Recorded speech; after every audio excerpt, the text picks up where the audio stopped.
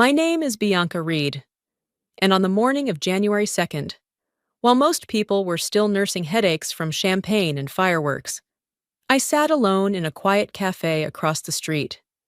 Watching the glass tower I used to work in flicker like a dying heartbeat. That building belonged to Northvale Dynamics, a company I had given 7 years of my life to. 7 years of late nights, emergency calls, missed holidays, and just this once favors that somehow became permanent expectations. I wasn't management. I wasn't an executive. I was the person who made sure everything worked when it wasn't supposed to. And over Christmas, they finally crossed a line I couldn't ignore. 3 days before Christmas Eve, my manager, Elliot Grayson, stopped by my desk with that practiced casual tone people use when they already know they're asking for something unreasonable. "We need full system coverage through the holidays," he said. "Just monitoring. No big tasks." I asked the obvious question, "Is this paid overtime?" He smiled without answering it directly. "You're salaried." "Bianca, this is about commitment. Everyone's pitching in. Everyone." "Of course," meant me. By Christmas morning, alerts started coming in. Then escalation calls. Then a quick fix that turned into a full diagnostic sweep. I worked Christmas Eve. I worked Christmas Day. I worked through New Year's Eve while fireworks echoed outside my apartment and my phone kept vibrating on the table. No overtime approval, no comp time, no thank you, on New Year's morning. I finally said something. I sent a short, polite email, professional, calm, clear. I explained that continued holiday coverage without compensation violated the terms of my contract, and that I wouldn't be available moving forward unless it was formally approved. The response came an hour later. A meeting invite, no subject line, no explanation. The meeting lasted 5 minutes. They said I lacked flexibility. They said I wasn't a team player. They said, "If this is how you feel, maybe Northvale isn't the right fit anymore." I was terminated before lunch. What they didn't realize, what they never bothered to understand, was that the systems keeping their operations stable during the holidays weren't automated miracles. They were held together by processes only one person fully knew, and that person was no longer working for free. Have you ever been put in a position like that, asked to give more, for nothing, and told it was just part of the job? How did it make you feel in that moment? Angry, tired, or quietly disappointed? And where are you listening from right now if this story speaks to you? Stay with me and consider subscribing. There's more ahead. And the real consequences are just beginning. The email confirming my termination arrived while I was still packing my desk. No discussion, no transition plan, no handover meeting.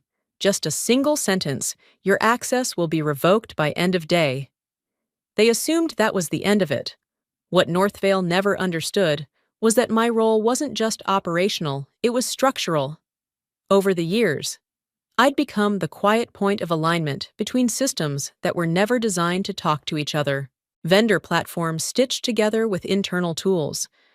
Security layers customized far beyond their original specs. Emergency protocols written not for auditors, but for reality. I wasn't just monitoring systems over the holidays. I was compensating for decisions leadership had rushed, deferred, or ignored 2 years earlier, after a near-miss outage that almost cost Northvale its largest logistics client. I had redesigned the device authorization framework. It wasn't flashy, no executive presentation, just a practical safeguard core devices required periodic validation by a primary architect before rolling into a new operational cycle. Not a kill switch, not sabotage, a safety gate, the kind auditors love and executives forget exists. When I was fired, I followed procedure. I documented everything. I submitted my final reports. I handed over credentials I was required to surrender. What I didn't do, because no one asked and no policy required it, was volunteer unpaid labor or provide post-termination coverage. By New Year's Day, the validation window quietly expired. At first, nothing dramatic happened. That's how well-designed systems fail slowly, politely, almost invisibly. A few internal dashboards stopped refreshing. Remote diagnostics lagged. Automated inventory syncs began timing out. Then, one by one, devices across 3 regional hubs slipped into restricted mode. Northvale's operations team assumed it was holiday traffic. IT blamed vendors. Vendors blamed firmware. Management blamed temporary congestion. No one thought to ask the obvious question, who built this? And what does it need by the time someone noticed the pattern? The assumption had already been made. They assumed I would answer my phone. At 8:12 in the morning, my phone started buzzing. Unknown numbers, repeated calls, voicemails piling up faster than I could listen to them. I didn't feel triumphant. I felt calm. I sat there with my coffee, watching the building across the street grow more frantic by the minute. Knowing I hadn't broken anything, I had simply stopped holding it together for free. And that was when I realized something important. They didn't fire me because I was replaceable. They fired me because they thought compliance was optional and accountability belonged to someone else. By mid-morning, Northvale's glass tower no longer looked confident. From my seat by the cafe window, I could see people moving faster than necessary, phones pressed to ears, laptops tucked under arms, security badges flashing at doors that kept denying access. The kind of movement that doesn't solve problems, only announces them. At 8:30, the calls stopped coming. That silence told me more than the noise ever could. Inside the building, something fundamental had shifted. The systems weren't down in a dramatic way. There were no black screens, no total shutdowns.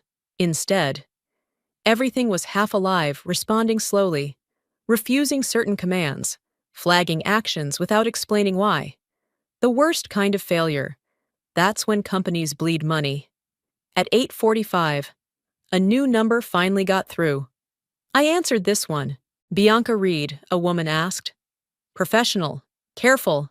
This is Marlene Shaw, Director of Risk and Compliance, not IT, not management. Compliance only shows up when the stakes are already high.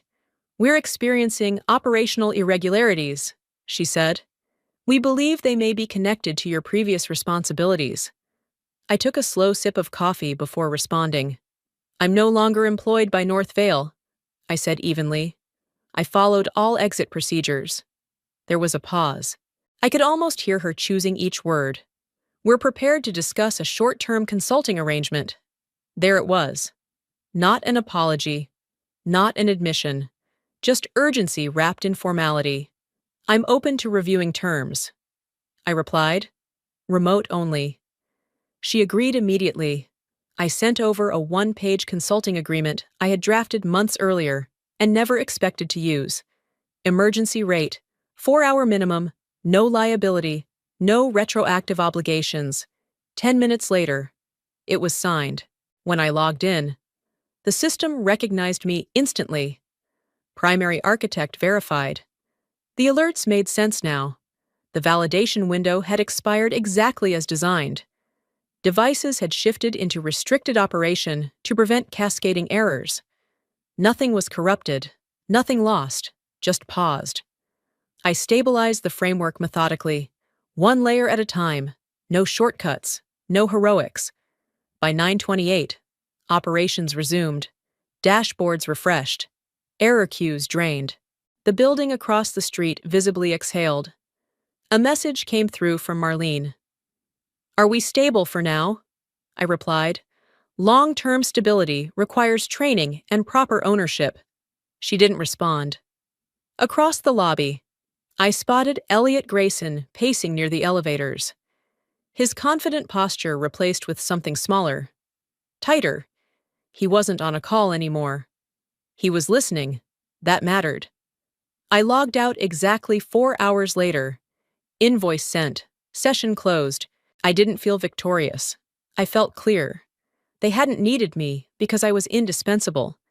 They needed me because they had mistaken silence for simplicity and free labor for loyalty. And now, they were learning the cost of that assumption. Don't judge too quickly. Because here comes the biggest twist. By the afternoon, Northvale had settled into damage control, not repair control. I knew the difference because I'd seen it before. When a company fixes a problem, they ask questions. When they control a problem, they rewrite the narrative. An hour after I logged off, my phone buzzed with a notification from a former colleague. A screenshot. Internal memo. Earlier service delays were caused by routine post-holiday synchronization issues. Systems are now fully operational. Routine. Post-holiday. Synchronization. None of those words were accidental. They weren't trying to understand what happened. They were trying to erase it. Another message followed. This one from Caleb Monroe, a junior engineer I'd quietly mentored for years. He never asked for credit. He just worked. They're telling people it was a vendor glitch. He wrote, but leadership knows that's not true. Everyone does. I stared at the message longer than I expected to, for years. I had assumed no one noticed the extra hours, the quiet fixes, the weekends I disappeared. Turns out they noticed. They just didn't feel safe saying it out loud. That's what bad leadership really creates, not incompetence, but silence. Late that evening, an email arrived from Elliot Grayson. No subject line. Bianca. We need all remaining documentation related to the authorization framework. Please forward everything you have so we can prevent future issues. No greeting, no thanks. No acknowledgement that the framework existed because I had warned them something like this would happen. I didn't respond. Instead, I forwarded the email to my attorney. Her reply was immediate. You owe them nothing beyond what your contract required. If they want your expertise, they pay for it. If they want your silence, they should have earned it. She was right. The next morning, a different email arrived. This one wasn't from Elliot. It was from Marlene Shaw. Bianca. Leadership has requested a longer-term transition plan to ensure operational continuity. This would be a formal consulting engagement, not an informal request. Please let me know if you're open to discussing scope and terms. That email mattered. It acknowledged reality. We scheduled a call. Marlene didn't waste time. She didn't defend the company or excuse decisions. She spoke in facts and risk. You were a single point of knowledge. She said, that's not sustainable. And how this was handled exposed us. I appreciated her honesty. I'm willing to help design a transition, I said, but not under the same assumptions. No unpaid availability, no blurred boundaries. And the people involved need to actually understand the system. She agreed. Before we ended the call, she added something quietly. For what it's worth, your warnings were documented. They just weren't acted on. After the call, I sat back and let that settle. I hadn't been ignored because I was wrong. I had been ignored because listening would have required accountability. And accountability was the one thing Northvale had avoided until the moment it became unavoidable. This paragraph explains everything you are about to hear. The transition work began the following Monday. Not in the building, not in a conference room with glass walls and polished tables. Remote, documented, structured, on my terms. Marlene assembled a small group 3 engineers with actual operational responsibility. No observers, no managers dropping in, just people who needed to understand what they were responsible for. The first session was quiet. Not awkward quiet, focused quiet. They asked careful questions. They took notes. They admitted when they didn't know something instead of pretending they did. That alone told me this wasn't going to be a repeat of the past. Midway through the walkthrough, one of them, Daniel Price, senior systems lead, paused the recording. Why wasn't any of this flagged as critical dependency risk, he asked. I didn't hesitate. It was, I said. Multiple times. I shared my screen and pulled up archived emails, risk summaries, training proposals, calendar invites that had gone unanswered. No commentary, no emotion, just timestamps. No one spoke for a full 30 seconds. That silence was different from the one I'd lived with before. This one wasn't dismissive. It was uncomfortable and deserved. Later that afternoon, I received an update from Marlene. Leadership is reviewing historical documentation. There are questions, questions, not excuses. Progress. By the second week, the tone inside Northvale had shifted. Quietly, but unmistakably. Decision-making slowed down. Approvals required actual sign-offs. Emergency changes suddenly needed justification instead of confidence. That's what accountability looks like when it finally arrives. Everything moves slower at first. Then came the message I didn't expect. A brief note from Human Resources. Please be advised that Elliot Grayson is no longer overseeing infrastructure operations. No explanation, no announcement, just a fact. I didn't feel satisfaction. I felt relief. Not because someone had fallen, but because the pattern had been interrupted. On my final transition call, Daniel stayed behind after the others disconnected. I want you to know something, he said. People here thought saying yes was the job. You proved it wasn't. I thanked him, and meant it. When the engagement ended, I sent my last invoice and logged out for good.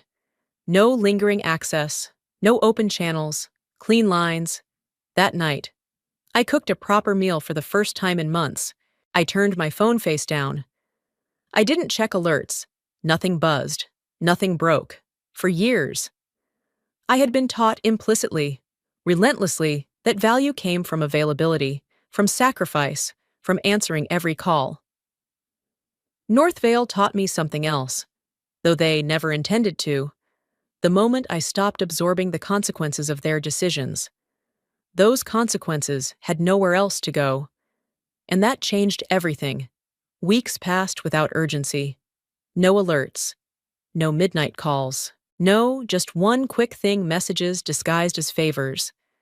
That absence felt unfamiliar at first, like stepping off a moving walkway and needing a moment to regain balance. For years, my days had been shaped by someone else's priorities. Now, there was space. And in that space, clarity started to settle. Marlene checked in once more, formally closing the engagement. Her message was concise and professional. But the subtext was clear. Northvale had stabilized, and they understood why it had nearly failed. I archived the thread and didn't look back. What surprised me most was how quickly word traveled. Within a month, I received 3 inquiries from other companies, careful ones, discreet ones. They didn't ask how fast I could work or how many hours I was willing to give. They asked how I built systems that didn't collapse when people left. That told me everything. One conversation stood out. A mid-size manufacturing firm, Halcyon Industrial, wanted help restructuring their device authorization process. The director I spoke with didn't posture or rush. She asked thoughtful questions and listened to the answers. We don't want heroes, she said. We want resilience. I accepted the contract, not because I needed it, but because I believed in it. Meanwhile, small changes continued inside Northvale. I heard them indirectly, through former colleagues who felt safer speaking now that the pressure had shifted. Mandatory documentation reviews, clear escalation policies, paid on-call rotations with defined limits. Nothing dramatic, just reasonable. The kind of policies that prevent stories like mine from happening again. One evening, I ran into Caleb Monroe for coffee. He looked lighter than the last time I'd seen him. They actually listen now, he said, almost surprised. Not because they want to, because they have to. That distinction mattered. We talked about work less than we used to, about life more. He mentioned taking a real vacation for the first time in years. I told him I'd started sleeping through the night again. Progress isn't always loud. Sometimes it's just the absence of dread. As for Elliot Grayson, I never heard from him again. No apology, no explanation, just distance. And that was fine. I wasn't looking for validation from someone who measured leadership in hours extracted instead of trust earned. On New Year's Eve, exactly 1 year later, I sat in the same cafe across the street from North Vale's tower. Different seat, same window. The building looked calm, functional, ordinary. I raised my coffee in a small, private toast not to revenge, but to boundaries. Because the truth is, nothing collapsed when I left. It simply stopped being propped up by someone who was tired of pretending that exploitation was commitment. Time has a way of clarifying things that anger never can. By spring, North Vale had faded into the background of my life, not erased, just filed away where it belonged. It stopped being the thing that happened to me and became the thing that taught me something. That distinction mattered more than I expected. I had taken on 2 steady consulting clients by then. Both paid fairly. Both respected boundaries. Neither expected me to be available at all hours just because technology made it possible. I worked during the day. I slept at night. My phone stayed silent unless something truly mattered. That quiet rewired me. For years, I had mistaken tension for importance. If I was stressed, exhausted, constantly needed, then surely I was valuable. Letting go of that belief felt almost irresponsible at first, like I was abandoning some unspoken duty. But nothing fell apart. If anything, things improved. One afternoon, while reviewing documentation for Halcyon Industrial, I caught myself smiling. Not because the work was easy, it wasn't, but because it was honest. Clear scope, clear compensation, clear expectations, no guilt attached. That was new. A message popped up from an unfamiliar name. Rachel Levin, Operations Director at North Vale. Not Elliot, not HR. Bianca. I wanted to reach out personally. I know we've never worked directly, but I inherited several systems you originally designed.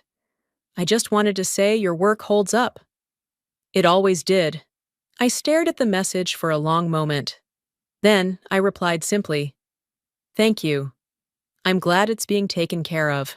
That was enough. I didn't need apologies anymore. I didn't need acknowledgement wrapped in regret. I just needed confirmation that what I'd built hadn't been wasted, and it hadn't. Around that time, I started writing things down, not documentation, reflections, notes about patterns I'd seen over and over again across different companies. How unpaid labor gets reframed as loyalty. How saying yes becomes expected, then demanded. How the first person to set a boundary is labeled difficult.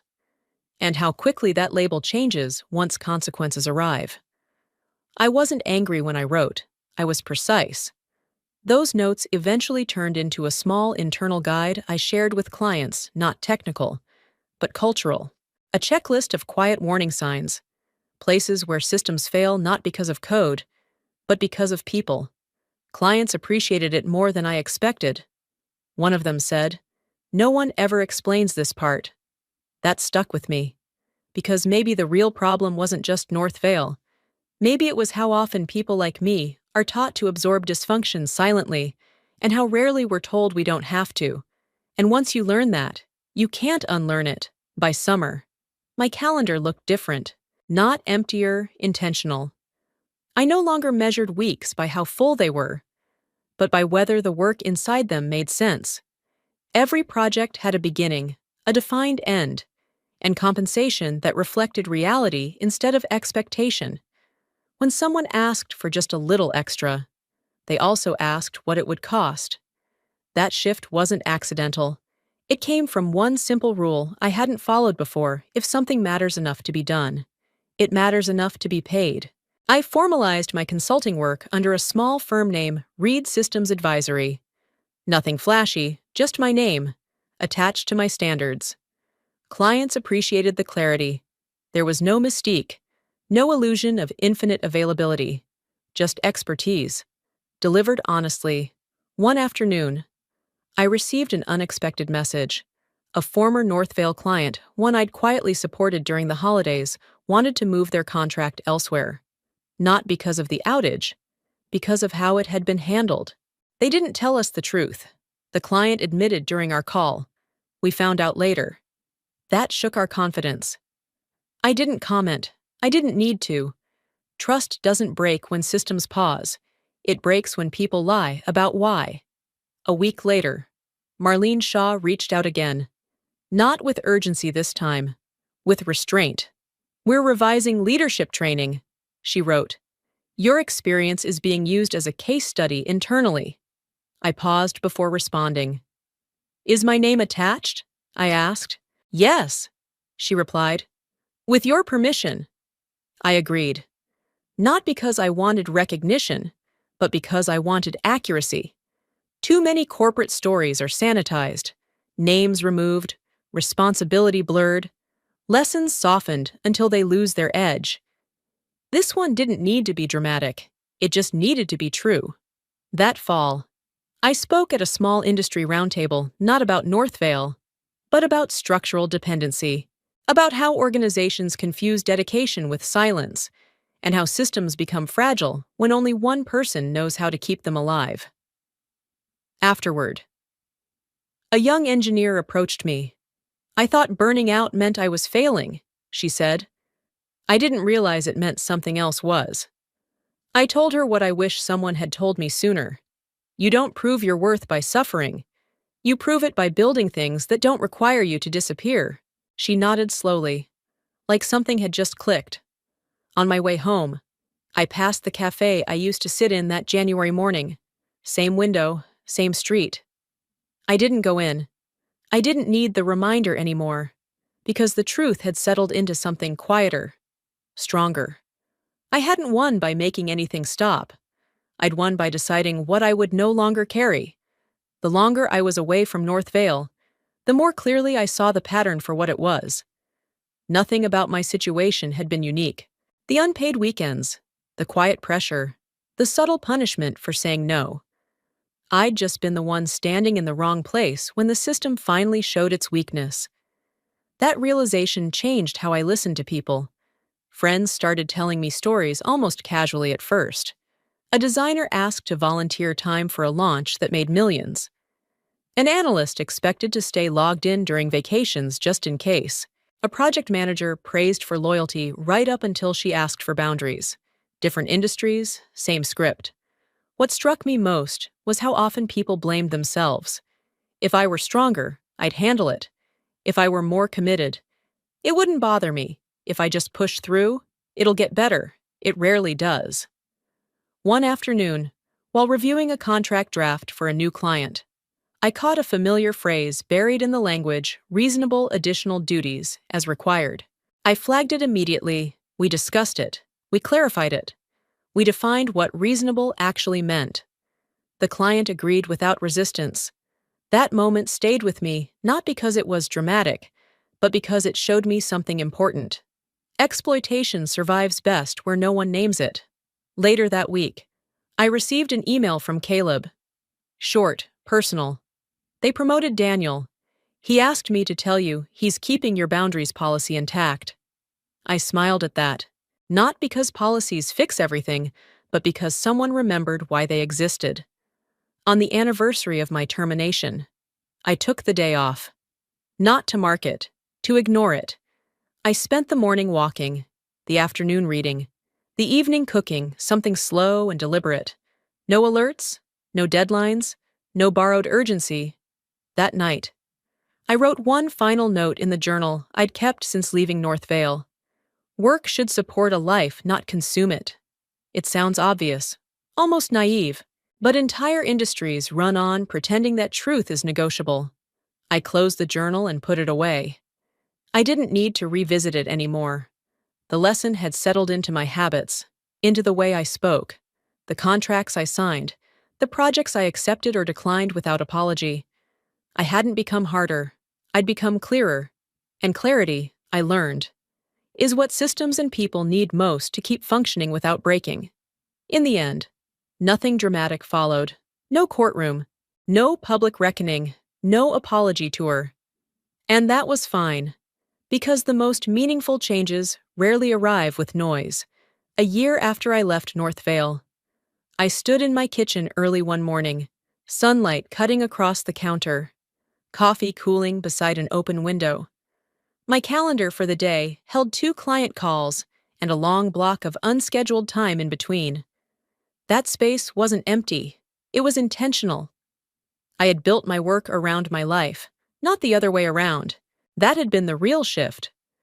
Northvale didn't collapse. They adjusted, slowly, uncomfortably. The systems I designed kept running, now supported by people who understood them, not because they were heroes, but because they were trained. The organization learned, the hard way, that resilience doesn't come from squeezing one person until they break. It comes from sharing responsibility before it's too late. As for me, I stopped measuring success by exhaustion. I stopped equating silence with loyalty and urgency, with importance. When someone asked for flexibility, I asked for clarity. When someone offered opportunity, I asked for terms. And when something didn't align, I said no calmly, without justification. The fear I once felt around that word faded faster than I expected, because saying no didn't make me smaller. It made everything else fall into place. Occasionally, I'd pass the cafe where I watched the tower flicker that January morning. I never went back inside. Not out of bitterness, out of closure. That moment had served its purpose. It showed me exactly what happened when I stopped absorbing consequences that were never meant to be mine. I hadn't taken anything from North Vale. I had simply taken myself out of the equation. And when I did, the truth became impossible to ignore. If there's one thing I hope stays with you from this story, it's this: work should never require your silence to function. Loyalty should never cost you your boundaries. And commitment should never mean doing the same harm to yourself that a system refuses to acknowledge. If you've ever been told to give more without being offered support, if you've ever felt guilty for asking to be treated fairly, if you've ever wondered whether stepping back would cause everything to fall apart, it probably won't. What might fall apart is the illusion that it was your responsibility to hold it all together in the first place. And sometimes, letting that illusion go is the most powerful thing you can do.